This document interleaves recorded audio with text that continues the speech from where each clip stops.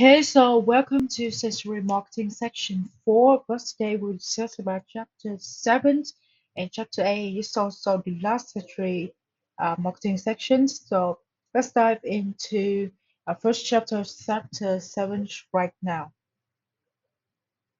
So for the Chapter 7, we will discuss about having the overview of the sense of taste and its importance in sensory marketing, especially the characteristic of gastronomic taste, its roles in different cultures, as well as significance of gastronomic cues and stimuli for brand, product, and service environment will be analyzed and discussed in this chapter. There will be five parts in this chapter, which is the sense of taste, characteristic of taste, the uh, taste perceptions and societal cultures, taste in service environments, and also in brands and products. So let's dive into our first part, which is the dual sense of taste. So, about this sense of taste. So, humans usually use their sense of taste to make decisions about product, brand, service, environment. The dual sense of taste means that tastes have two aspects, not just the internal taste, like we've just thinking about, which is perceived by the tongue related to gastronomy, but it's also the external taste that is perceived by the eyes and related to the aesthetics. So let's take an example to make it clear. So when you're buying a cake, you judge its flavor by eating it, which means you judge by internal taste, but also by how beautiful it's decorated. It's related to the external taste and also aesthetic taste in this case. So that's how the two aspect of taste combine together to actually forming the taste perceptions. And both gastronomic taste and aesthetic taste will play a crucial roles in how individuals will evaluate the products, making purchase decisions and experience consumptions. And therefore, now we dive deep into two aspects of taste to understand their importance. Okay, so about gastronomic taste. So gastronomic taste will provide both uh, physiological and psychological experience when eating or drinking. So this will satisfy not only the physical needs of survival, like not to die from hunger, but also emotional and social ones, like happy when we eat good food and get full. And the gastronomic experience is also multisensory because we smell, taste, texture, and sound combining to actually create a positive or negative emotion response to food. Let's take an example about eating a crispy fried chicken to make it clear. So we will smell the savory aromas, we will hear the crunch when we bite into the chickens and taste the seasonings, feel the textures in our mouth, and all of the sense will combining to shape how much we enjoy that piece fried chickens. On the other hand, aesthetic taste. So aesthetics value will play an important role, especially for hygienic products such as fashions, food, interior design, etc. Customers often prioritize aesthetics elements over functional one, which allows companies to offer more experience-based products by emphasizing like design, color, textures, and more. Provide us with the aesthetic sensations and experience from the object, brands, or service environments. Let's take a coffee's uh, latte for example. So a cafe will sell latte in a colorful flower-shaped cup with latte art, especially, and customers choose it more often. They choose latte more for the look and the vibe than just the caffeine. And our personal aesthetics taste will influence likely every aspect of our life too, and decides much various decisions such as choosing friends, buying cars, selecting restaurant or decorating our home. And aesthetics relate to the perceptions of beauty and theory of beauties because a good aesthetic taste allows individual to appreciate product with hedonic values, even though people may perceive the same product differently, which means that what look beautiful or stylish to one person might not look the same for another's, and neither is wrong, because beauty is shaped by both shared standards objectively and personal feelings subjectively. For example, one person might think a luxury watch with a lot of diamonds is stunning and worth the price, while others, like me, think that the flashy it's just a flashy watch, and we prefer a simple, minimalist design uh, of the watch. And both views are valid because the taste blend common standards with the personal preference. So, talking about the characteristic of taste, shall we? About physiological aspects first. So, gastronomic taste originates from the taste buds. It have like more than 10,000 ones located on our tongues and our throats, which will give us the taste sensations. And each taste bud will transmit sensory information on chemical signals to the brain to perceive the flavors, as I show you in the pictures about taste buds. And often women and infants typically have more taste buds than men, and making them more sensitive to taste. A report also notes that women detect flavor more accurately. So actually, men who need approximately 24% more sweetness and 10% more sourness to actually perceive the same taste as women or infants. Also, on the other hand, taste bud will have the short lifespan, and it will begins to regenerate more slowly from the age of 5 to 10, and which will lead to adults generally perceive flavors less intensely than childhood, and often needing more seasoning for stronger flavors. And this also explains why adults tend to prefer intense tastes like alcohol, while children are more inclined to sweet food. Taste perceptions can also decline due to illness, not just age. And there are five basic tastes: bitter, salty, sour, sweet, and umami. They are perceived across the tongue simultaneously, but human cannot completely separate each taste due to the lack of distinct biochemical process for each, so they actually perceive at the same times in our tongue. Also, the taste experience will result from a combination of flavor and other sense, such as smell, which can account for up to 80% of our flavors perceptions in coffee, sight, food presentations, hearing, which is the sound of hearing, the sound of chewing, and touch, like spiciness, temperatures, softness, etc. And these scents will interact through a phenomenon called synesthesia, which means that what we see, smell, hear, etc., can influence what we taste. Now, for the psychological aspect, shall we?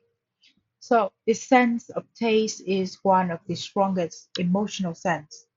So, taste is often expressed in everyday language like sweet, bitters, or preference to someone's taste to illustrate what good taste is all about.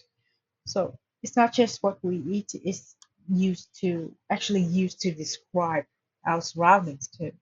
So people moods and emotions are influenced by what we eat or drink, obviously, and also by that, when ordering food or choosing dining place, most decisions we make will rely on the sensory memories, uh, the memories of the mood and emotion we have on the past, and uh, that is the previous taste experience that we can remember. So our sensory memory of fun or delicious experience will depend more on how good something tastes. It's called a peak moment rather than how long we're actually eating it. So therefore, it can be concluded that past great experience raise our expectations for the next time visiting by, you know, providing us with the peak moment, the moment we realize that, okay, this one is good. So let's take an example to make it clear. Like when you're visiting a restaurant and your first bite of steak is amazing. It's amazing. So at that time, when you put the steak in your mouth, it's called peak moment because you realize this is good. But at the end, the waiter take 20 minutes to bring you the bill. So it's rather the bad end for you. But however, your overall memory feels less positive, but it's do not take a very big impact on your overall, you know, expectations for the next time because you also because the stick is too good, you still want to go there, uh, and your expectation for the stick is still the same. So you expect it just tastes just as good and maybe even better because the only thing you remember actually in your sensory memory is how great the steak was before, not 20 minutes long to wait for the bills. And talk about taste and other sense. So taste is, like I've said, a multisensory experience that influenced also by sight, sound, smell, and touch. So by sight, uh, the color can strongly impact the taste perception, and dark color may often make flavor feel more intense. The sounds, the sound of eating can affect how we perceive the food quality. For example, like a loud crunch can make potato chips seems fresher, like it's just have been fried. The smell, on the other hand, naturally link to taste. So smell and taste goes together to create a flavor. We call it aroma, which is the key to enjoyment of food. Touch, so the feeling of holding utensils or cup can influence our taste perceptions. People often taste better. People often feel drinks will taste better when consumed from a solid high quality of husk. So altogether, these scents work in close combination, shaping our comprehensive taste experience. So in the third part, we talk about taste perceptions and societal cultures. So let's explore what is taste perception firsthand. So taste perceptions refer to how individuals receive and interpret gastronomic and aesthetic stimuli from their environment. So therefore, like I said, each person's taste perception is unique, shaped by their personal experience and characteristic of the products or brands. So actually, historically, taste was associated with ethics and aesthetics, something that is very fixed and not easily changed, a shared standard for judging appearance, behavior, and personal character. But today, taste is viewed as a personal and emotional, reflecting one's desire, needs, and preference. Therefore, in nowadays, with that kind of views, it will contributing to the social differentiations in various societal cultures. For example, nowadays, one person might love luxury suits, while another will prefer vintage streetwears. And both are valid, but they place each person in different side communities. So, taste actually shaped by our background, experience, and social standing too. And things we choose to buy or enjoy can actually show who we are, how we see a world, and even connected with a certain social groups. For example, someone from a wealthy, well-traveled family might enjoy fine wine or design clothes. Another person, normal person, would prefer street food and local markets, mm, both showing a different identities and their social circles. Coming to individual preference, so there are actually no universal taste standard across social cultures.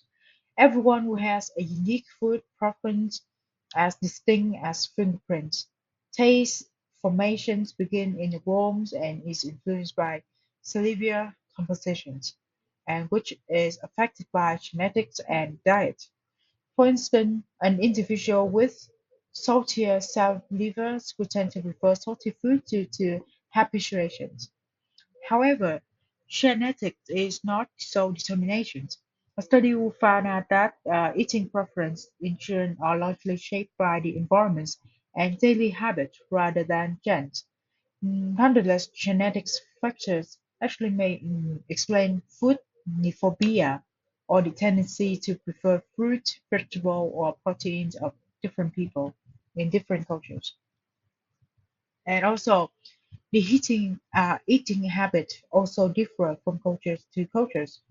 So some favor meals slowly to enhance the memory of the experience, while the others they will set expectations in advance. The rituals like eating favorite dish first or last also reflects the personal preference, and the cultural norm shapes like and dislike. Actually, so some may avoid bitter, sour, or cool foods, while others learn to enjoy them, much like through seeking emotions. So some individuals actually even seek intense spicy sensations as a self-imposed challenge, akin to a masochistic pleasures where the brain does not perceive dangers but actually seeking these stimulations. For example, like in Thailand, many locals grow up enjoying extremely spicy papaya salad, while newcomers might avoid it at first. So over time, some visitors will develop a taste for intense heat and even order extra chilies, treating it like a fun personal challenge rather than something to fear. And lastly, emotion significantly affects the eating behavior of us too, because some eat more when they sad, others when they're happy. Since certain foods and drinks are also consumed in specific emotional contexts, such as drinking beers while watching sports. Talking about age and genders, so children uh, probably aged from 2 to 9 have no actually significant gender difference in perceiving bitterness, sourness, saltiness, or sweetness. They taste the same. But when they turn into adults, there will be a slight difference in how they taste things because men may be less sensitive to sweetness and women less sensitive to saltiness. However, research on this is limited and sometimes contradictory because, according to Mycons in 2009, women actually have more sensitive for taste, every kind of taste, bitter, sour, sweet, etc. Sweet sense recognitions and tongue texture perceptions is also sensitive than men. And men, on the other hand, have slightly better chewing ability, but show no notable difference in texture perceptions. And the difference from 20 to 40% actually may stem from women's traditional cooking roles. So, in conclusion, there are clear gender differences in how taste and smell are perceived, which can lead to varied eating experience between men and women. Talk about group preference. So taste in a social sense, like eating, is often a group activities, uh, and therefore is fostering connections and emotional bondings. So therefore, eating with others can increase food intakes, extend their meal times, and enhance the flavor perceptions through the social influence. Like for example, a French dinner will take around hours because the beverage and food will have to be tasted and savored together with general socializations and interest discussions around the table.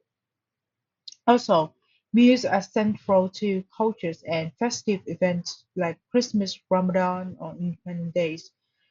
It's serving not only a biological needs but also emotional and symbolic functions.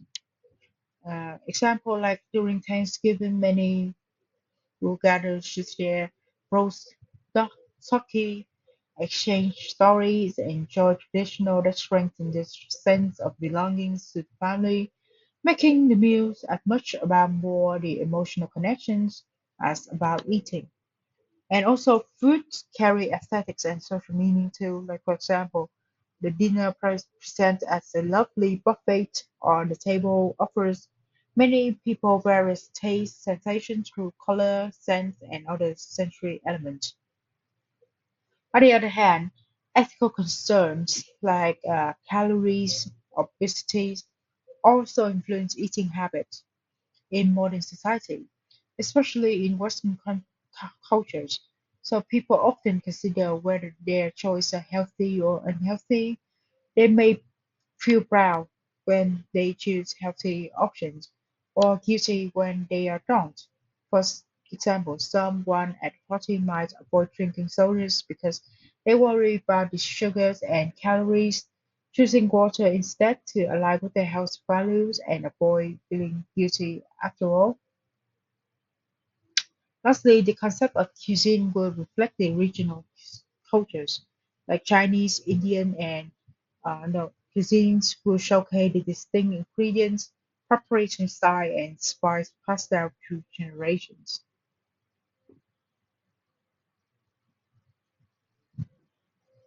Talk about taste symbolism. Lastly, in this part, so gastronomic and aesthetic taste will reflect both biological and social natures.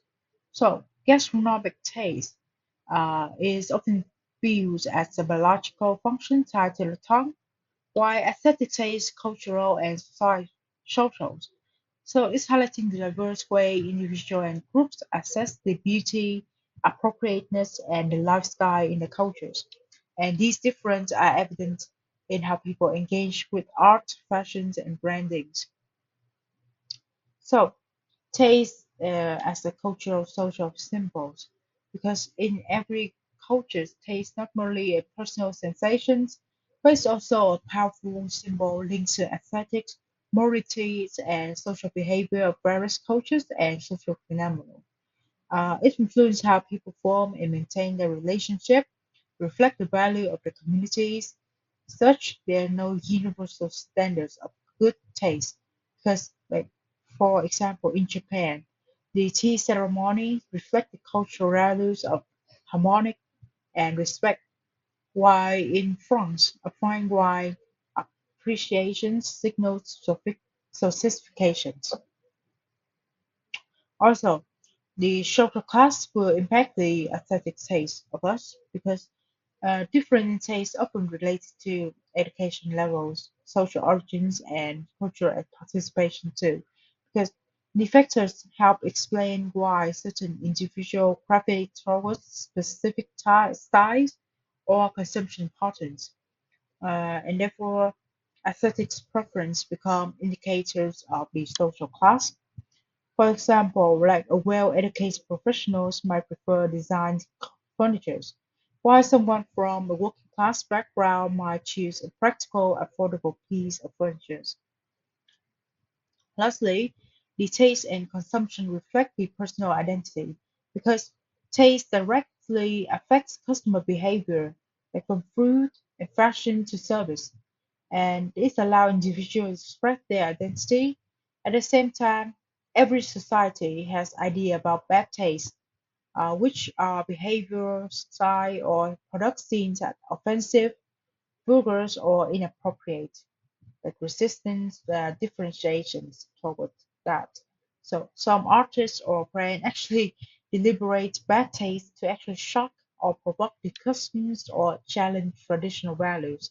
For example, a fashion brands might release a T-shirt with a controversial politics slogans, and some customer will view it as a bold self-expression, actually buy it, while others will see it as offensive and avoid brands. This is two sides of a knife. So brands and companies should watch out when applying this into their strategies.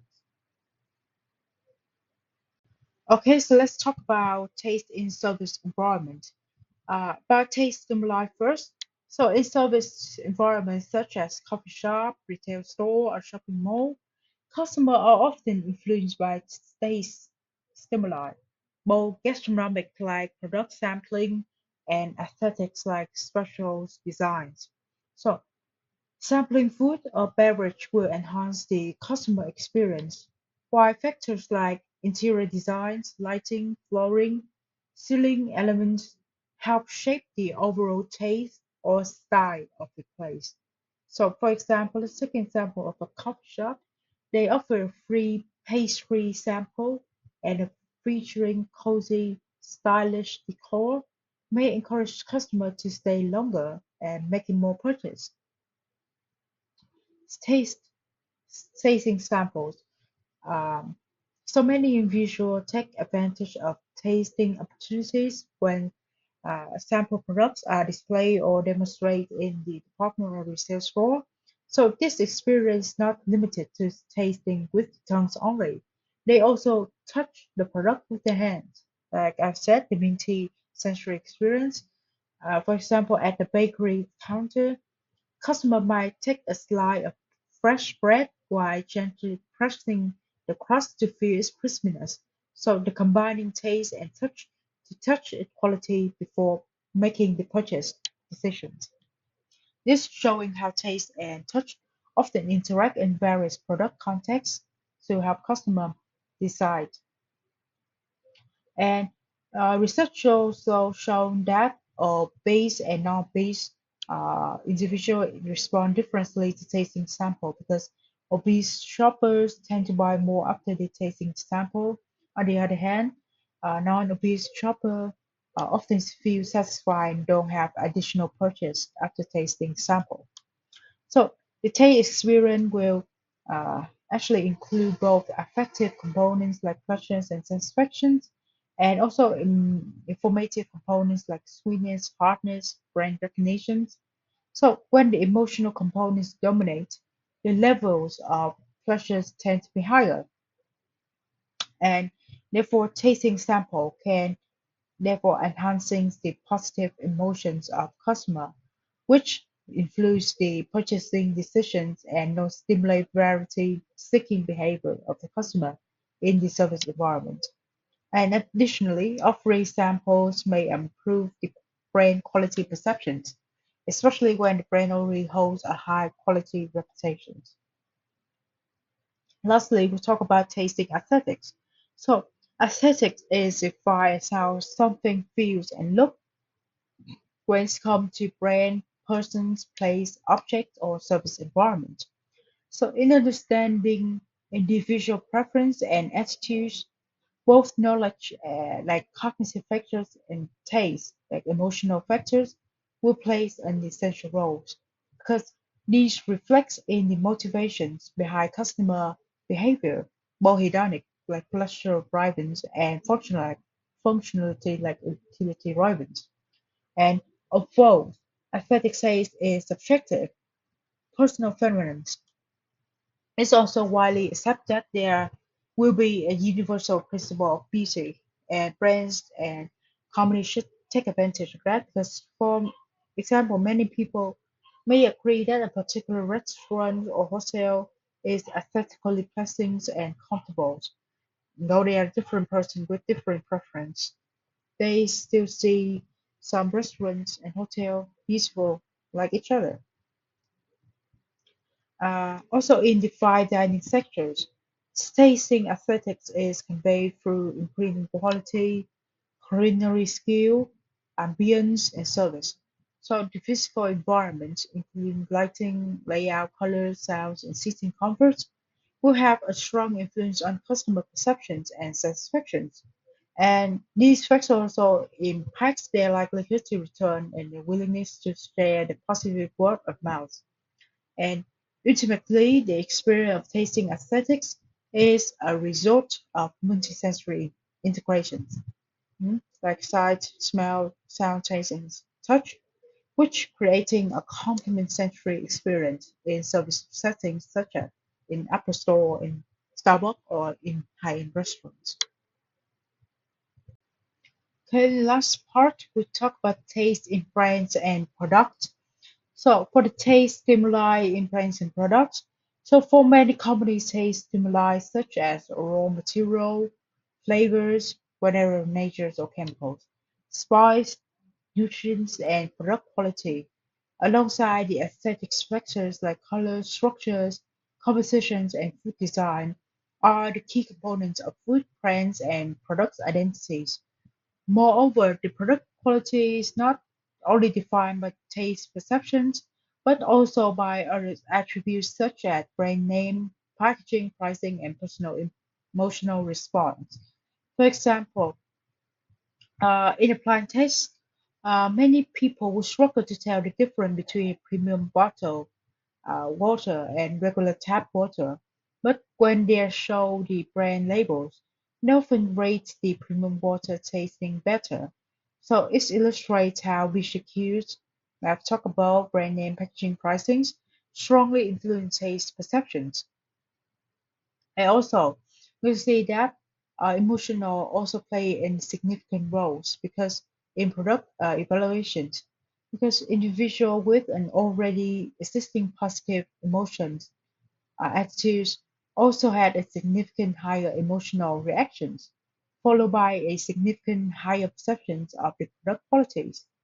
For example, a fan of Apple product might feel more excited unboxing a new iPhone, which make them perceive its design and performance as superior even before fully using it. Talk about taste good. So taste good are a special category. So it's often applied to fashion products where product quality cannot be measured objectively, but instead depend on the subjective aesthetic taste of an individual. So it's unlike such good whose quality can be assessed before purchase or experience good, like it can be evaluated after consumption. Taste good creates an emotional or sensory experience even before the purchase, driven by sensory elements such as color, style, material, or design. For example, look example of a luxury handbag. Its appeals often comes from its design, color, and brand prestige. Quality is judged by personal aesthetic taste rather than any objective performance measures. And the experience with taste is usually visuals because consumer react emotionally to the product appearance of taste good based on their personal taste. And this is often seen in fashion advertising, where an image are used without any verbal messages, like in Vogue magazines I've shown you in the pictures, making it harder to actually judge the product functional quality, but easier to provoke aesthetics or emotional response of the customer. Okay, talk about tasting sample in brand and products. So for food manufacturers, uh, they need to ensuring a distinct, recognible flavors and consistent gastronomic taste across production batch. It is critical for the product evaluations of customer because they often conduct tests such as triangle tests to assess whether customer can detect the difference in the taste of different batch. Beyond taste, external cues like colors can also influence the flavor perceptions of customer, which while labels design tends not to have any significant effect. For example, about the colors. So people might perceive a bright orange juice as tasting sweeter and have more chemical flavors than a clear one, even when both have the same flavors. They see the color and they just making the taste perceptions like that. Additionally, the haptic features of food, such as the softness or the smoothness, can actually lead to customer estimate higher calorie content, which turn affects their consumption behaviors about ethical consumptions I mentioned before. So, for example, a customer might assume a soft, creamy cheesecake is higher in calories than a crunchy biscuit, leading them to eating small portions of the cheesecake. Therefore, mm, brands and companies should adjusting technical and visual characteristics of products uh, in an effective strategy to actually influence customer choice and consumption level in appropriate way, that the way we want customer to do. Lastly, talk about taste symbolisms. So business utilize both gastronomic and aesthetic taste to actually evoke positive emotions and create a brand impressions, help customer remember the product better. So taste symbolism actually refer to the process whereby the tasting of beverage or food uh, brand gastronomically or aesthetically will cause joy and pleasures within individuals, and therefore it provide experience about food brands and product that will be remembered in the customer mind. So the taste evaluation is inherently subjective because it influenced by individual taste, receptors, compositions, and personal knowledge, belief, and values, especially those tied to cultural and societal factors such as environment, health, and sustainability. And also, experiments have shown that the brain elements such as product labels can actually trigger memory and taste perceptions, illustrating the assimilation effect, where customers often unconsciously rely on the symbolic meaning associated with food and beverage. For example, vegetable and grains are actually linked with simplicity, distant from social powers, while bread may suggest authority. So, therefore, we can see that people who do not value social dominance are more likely to prefer vegeta- vegetarian alternatives or brands that embody values like friendliness or enjoyment. And also, the concept of taste signatures prefer to have brand associates with a specific taste, both gastronomic and aesthetic experience with their identity, food brands, and products. So companies such as Coca-Cola, Danone, or SAS have applying this by offering sample tasting, adjusting their flavor to suit with unique contexts like altitudes on airplanes, or developing a new product based on customer habits like Coca-Cola Vanilla. And also retailers across sectors like bookstore, fashion store, gas stations. They also incorporate tasting experience like coffee, snack, to actually enhancing the customer engagement. And they integrate taste into brand experience, which strengthens the emotional connections and improves the brand recall. So a rare case that clearly illustrates this taste signatures, we can mention Starbucks. So Starbucks has built a strong taste signatures by offering consistent coffee flavors profile worldwide. And while also they also creating limited edition drink tailored to the local market, like the Sakura Plum, Possum Latte in Japan, or they use the Latte Frappuccinos in Latin Americans, making them making those product and taste as the signatures of Starbucks. In store, they have free sample of seasonal beverage, encourage the trial, while aromas, presentations, and the cafe atmosphere integrate gastronomic and aesthetic taste. It both will reinforce Starbucks identities and deepen emotional connection with customers worldwide. So they keep it consistent worldwide. So that's the end of the chapter 7. Now we come to the last chapter about sensory marketing, which is chapter 8, multi-sensory principle. So in this chapter, it will just be like a combination of all the chapter above, but sight, smell, sound, touch, and taste, uh, forming a uh, overall pictures view of how all the senses working together, integrate, collaborate with each other to create an overall multi-sensory experience for the customer. So let's dive into the table contents to see what we will discussed in this chapter. So the contents will include five parts. First one will be the human sense in collaborations.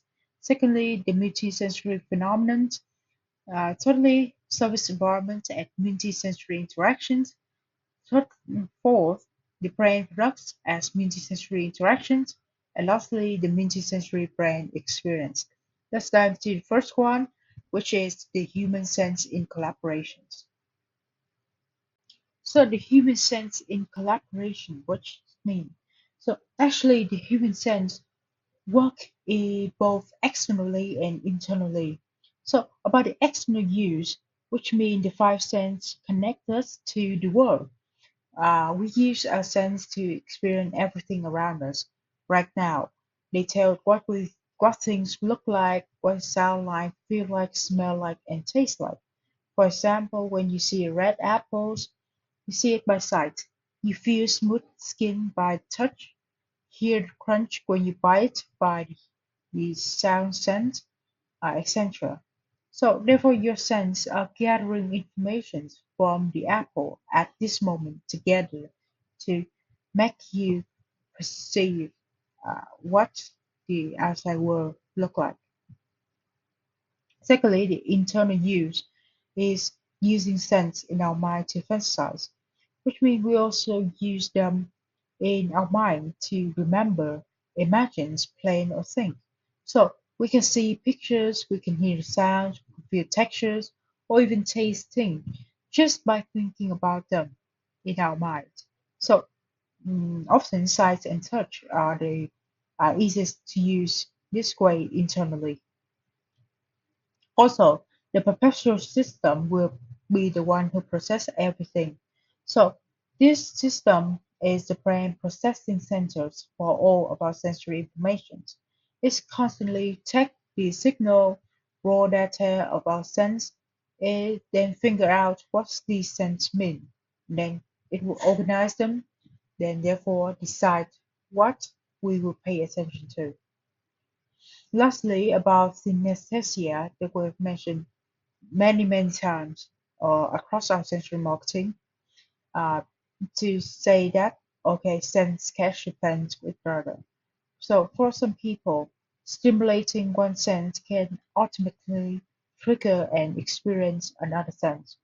It explains how a person can actually listening to sound might also see the color, and some can taste the word.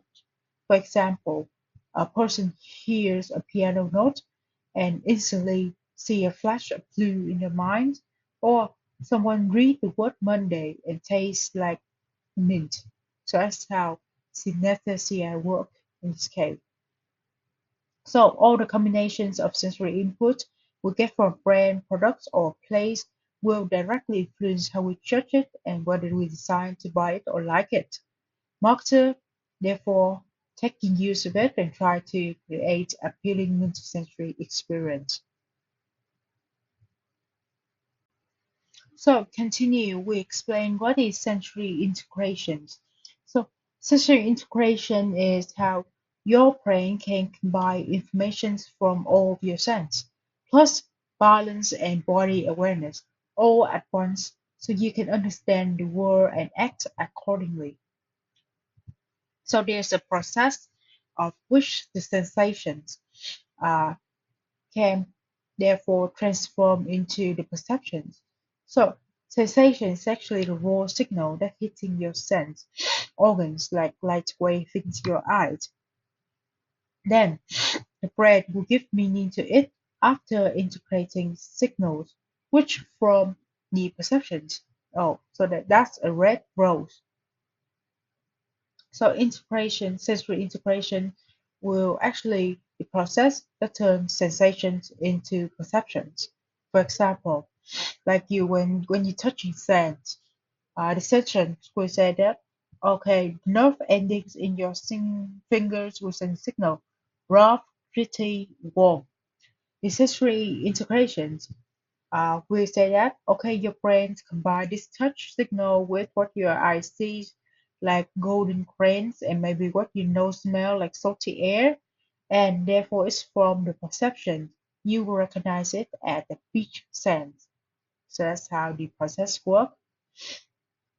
Actually, we can apply sensory integration into digital and virtual worlds because adding more sense like smell, touch, or vibrance to a visual reality will make it much more real and immersive for customers, and therefore increase the sense of presence. And this help people remember the visual experience better.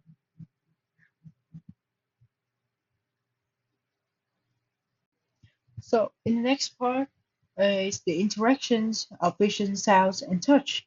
So vision and sound actually team up with each other for a better awareness in our body. So our eyes and ears work together to actually give us a clear understanding of our surroundings. It's a perfect combo of each other, actually. So actually, eyes will give us the precise square info of the objects or things, while ears will add what's happening info of that objects and things in the surrounding environment. So actually, visuals are the most trusted sense for locations because they give away info, and sounds can be misleading. So, for identifying location, we prefer visuals more than sounds. Also, about brain scene, sight, and sounds. Uh, when we hear something happens like a clap, light, and sound signal will reach our brain at a slightly different speed. However, our brain actually line them up so things will look and sound in scenes. A very signature illustrations for this is the lightning and the sound of the lightning. So sometimes we see the lightning first and we heard the no lightning sound. And if they're very close to each other, it still have the delay. But if it's very close to each other, we will sense our brain will sense the two with each other right away. Lastly, is about hand and eye coordination. So this is the crucial teamwork between our eyes and our sense of touch. So eyes will be the one who guide our hands, and our touch will confirm what we see. So moving our hands will let us explore what our eyes focus on.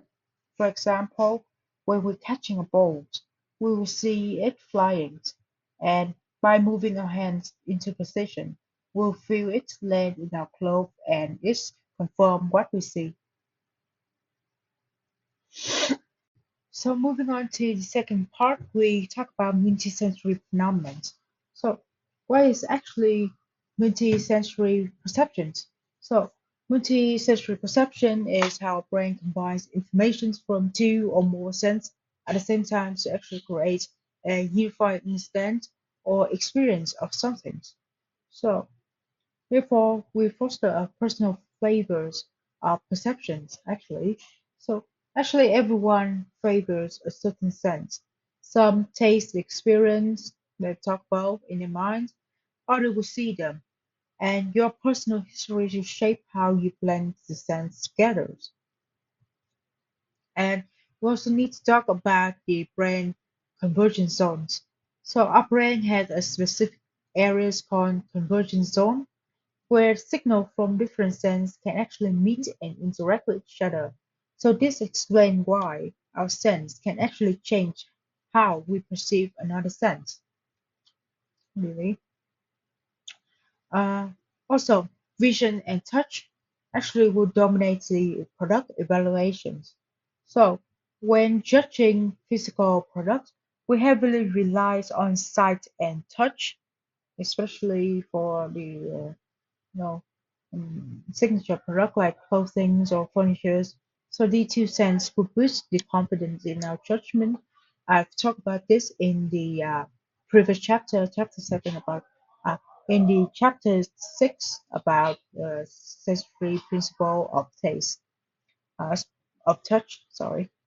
So therefore, we can conclude that okay, touch is better for detail and quality, like feeling the textures, the weight, and material quality of the product, while vision is better for shaping size, positions, like dimensions or color matchings of the furniture.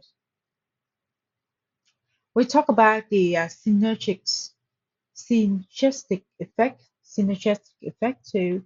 So this effect means that the more sense you engage, the stronger your memory and the more positive your behavior toward product will be. Uh, so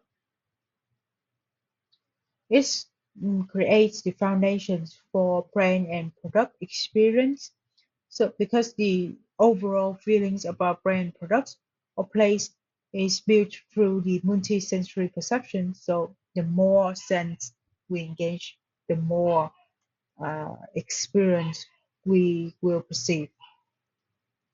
Therefore, companies should design the environment to stimulate multiple sense simultaneously to create a memorable experience for the customer. Also, we talk about the optimal stimulation theory. So actually, too much sense is not very good because people will seek just a right level of sensory input. So too little stimulations will feel boring, make us seek excitement, but too much feel overwhelming and making us shut down or want to leave. So, for example, at a cafe, if it's too quiet, there's no background music, customer might leave because feel dull. And if the music is lasting like a clock, it's too loud, they might leave because it's just overwhelming for them. They can work, they can learn there. But however, a moderate background buzz will keep them comfortable and help them stay longer and therefore buying more. Okay, in the third part, we talk about service environment as a multi-sensory interaction. So in this part, particularly, we explore how the stimuli in the service environment interact with each other. So first, we need to know about the atmospheric stimuli first in the retail atmospherics, namely. So every shop, restaurant, or mall is more than walls and shelf. Actually, it's made up of sites like lighting, color decors, make up of sound like music, ambient noise, smell like fragrant cooking aromas, textures like fabric and furniture surface, and even taste like sample a cafe offering. So rather than just noticing each scent one by one, the customer brand will blend them into a single atmosphere of the service environment, which making the experience stronger than any single cues alone. So these elements will act as stimuli that shape how you think about the place, how you feel while you're there, and ultimately what you will do uh, in that service environment, like linger longer or buy more or recommend it to friends. So brands and store should take these things very seriously into their service environment about applying multi-sensory interactions. We talk about uh, congruent, auditory, and olfactory cues. So we need to know what congruent cues mean first. So it means the when the music like auditory sense and the scent of olfactory match in themes or moods, like both feel Christmassy, uh, then therefore they are congruent. So when they are don't match with the with each other's like summer music with Christmas scent, they are incongruent. So congruence makes it feel right to a friend and pleasant, and it actually have an impact on the shopping behavior of the customer too, because um, actually matching styles and scents will amplifying the positive feelings, improve attitudes toward a store or product. Therefore, by in concurrent pairing reduce satisfactions and interest. So actually concurrent cues will make shoppers will stay longer, explore more, and spend more money because they feel comfortable within the service environment. Therefore, it's strengthening the intent to also strengthening the intent to revisit the store. And on the other hand, incongruent cues could lower store rating and visit intentions. We talk about retail strategies of this because uh, you can say that less visual and more multi-sensory is better for the retail store. So in the visually dominant store like IKEA, when adding more visual effects like lighting designs, it actually doesn't help much because there are too many visual effects within that experiential areas. But by adding sounds and scent, it actually deepens the emotional connections without overwhelming the shopper with a lot of visual cues, who visual stimuli that overwhelming them. So it's the appropriate integrations of many sense together. So the key conclusions here is our brain craves sensory harmony. Combine the right music and the scent with your visual harmoniously will create a complete and emotional rich experience for the customer. Lastly, we talk about seeing, smelling, and touching in interactions specifically. So, actually, the atmosphere is very matter for engagement. So, a functional stereo environments like bright light, plain stable, made shopper rush. And on the other hand, adding a warm light, texture matte, and vanilla scent will increase the dwelling time by 41%. So, therefore, I can say that cozy visuals and pleasant smell will trigger emotional engagement rather than just a plain, simple, functional environment. Secondly, touch will lead to a higher purchase likelihood, like we have discussed in the chapter 6. So, shopper touch class from 50% longer in the enhanced atmosphere and longer touch time will directly correlate with the purchase, especially for the premium product. So we can say that tactical imperfections will build the product connections in customer. So the key insight that we can um, conclude here is the sensory synergies is much better than just a single stimuli.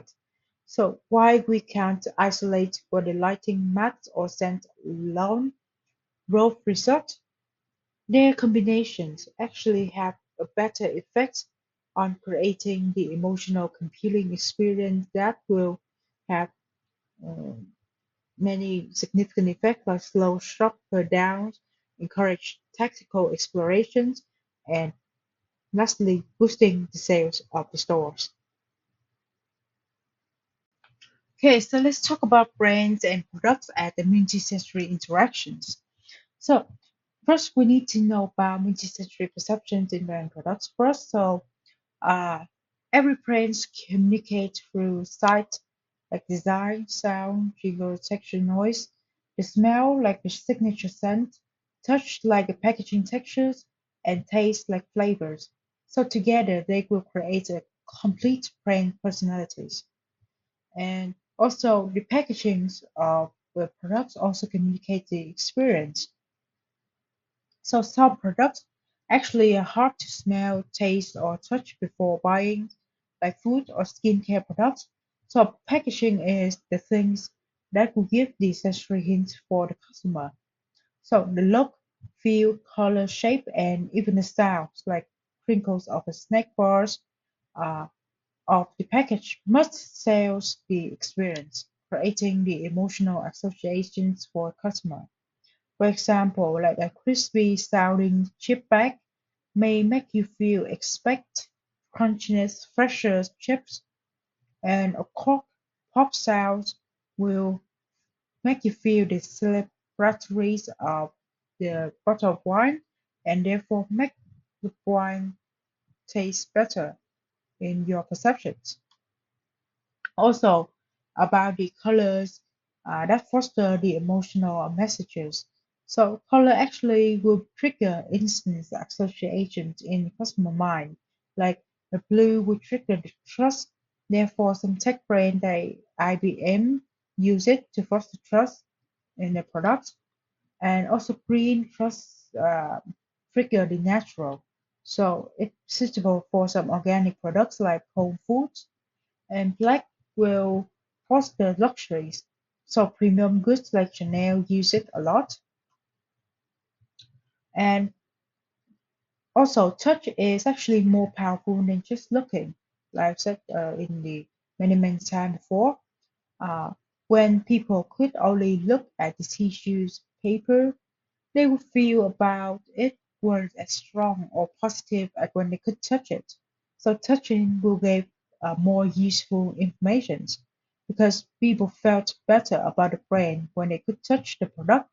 So the textures will help build trust and positive feelings. And letting customers who see it and touch a product give them more confidence and create stronger positive feelings for the brand. It boosts the chance of purchase for the customer. So talking about the product evaluations, so we actually judge products using our multiple sense, not just one sense. Because when we evaluate brands or product, we rely on just more than just how it looks.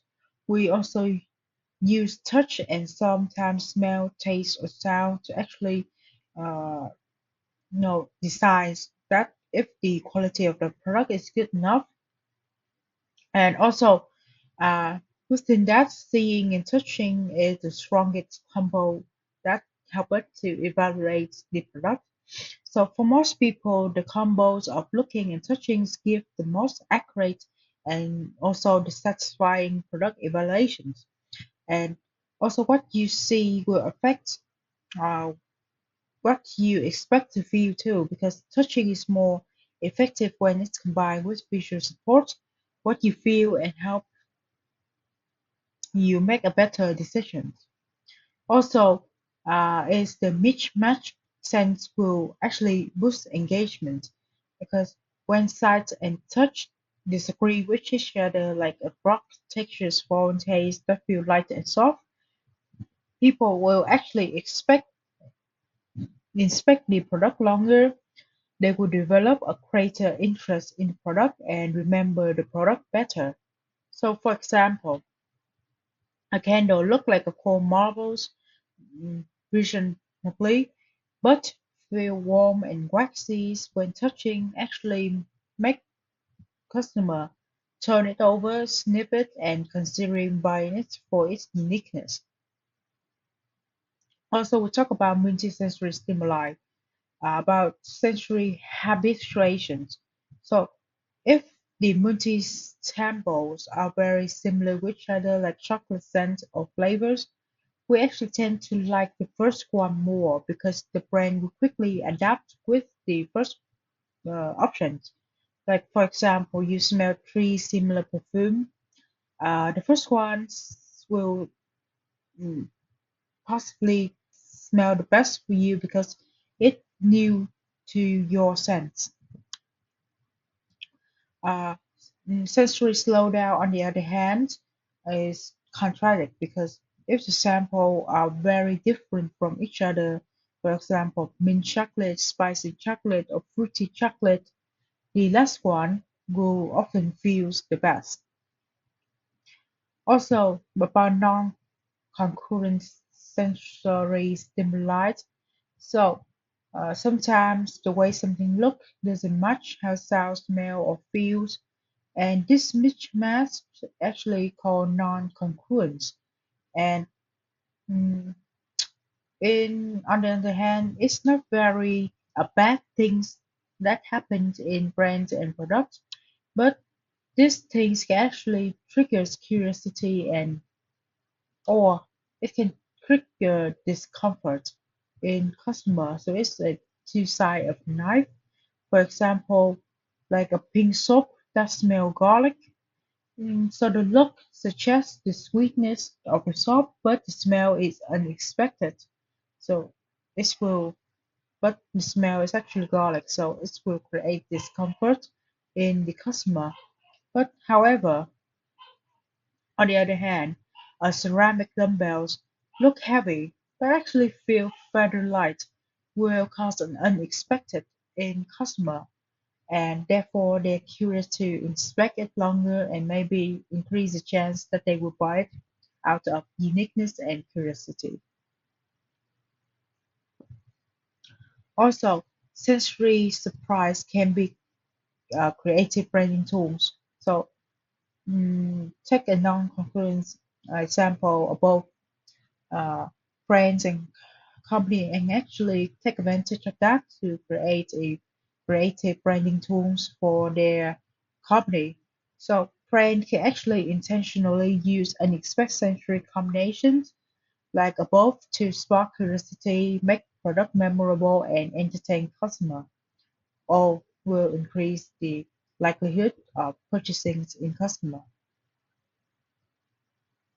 Now we come to the last part of this chapter, which is multi-sensory brain experience.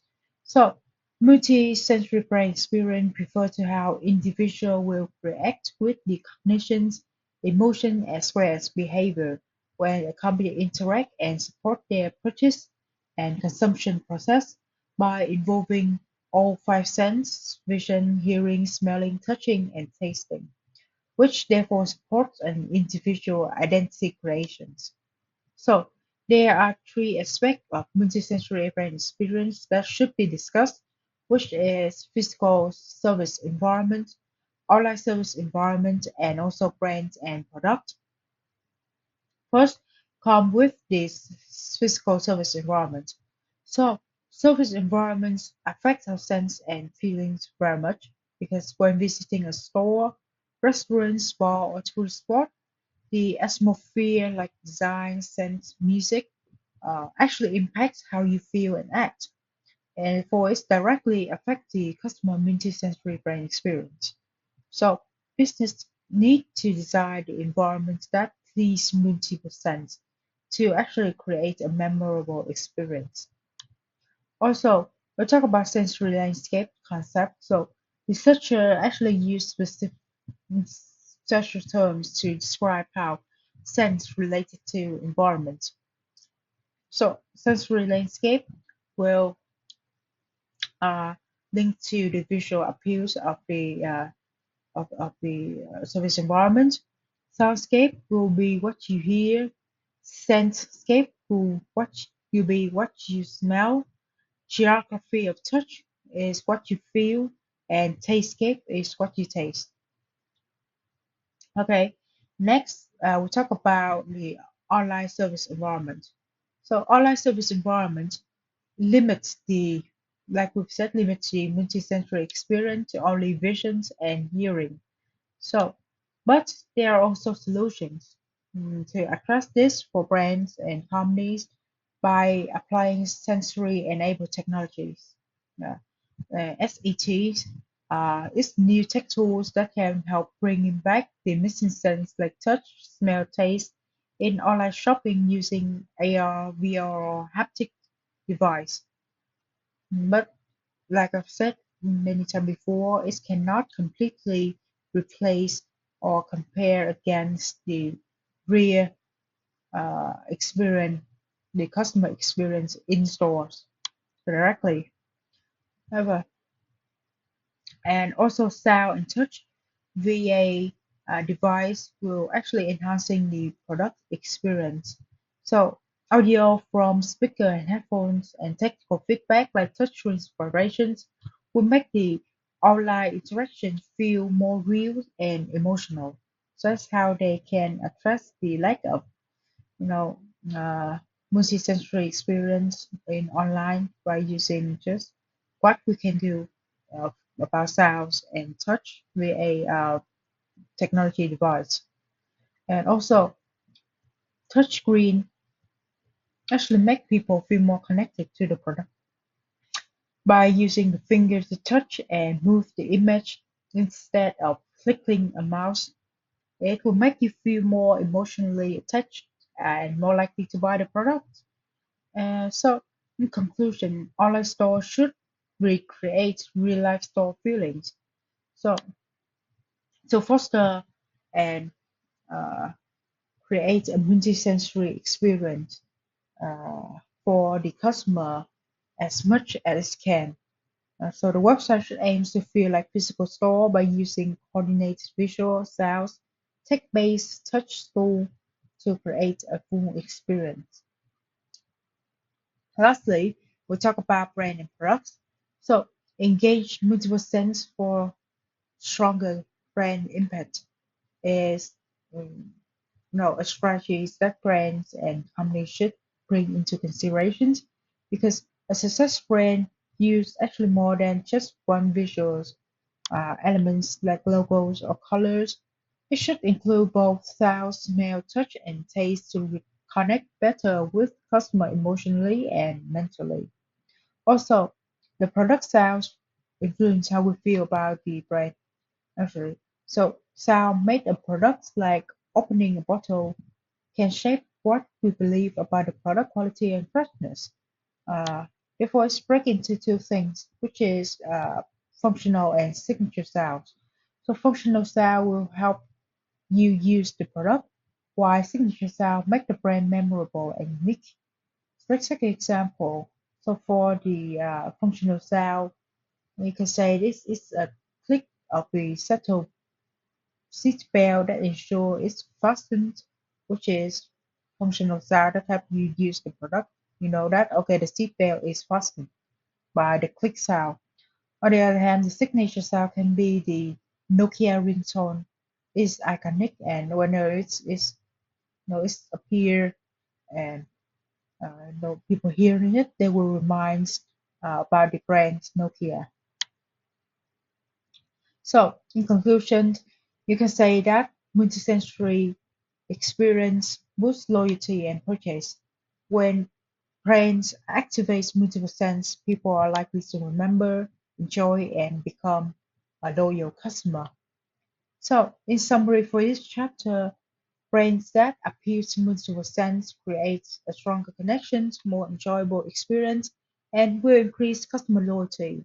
Sound, the smell, touch, even subtle odds can dramatically change how we feel, what we think, and what we buy in the service environment. That's also the end of the chapter 8 and also the end of the sensory marketing course. Thank you for listening so much.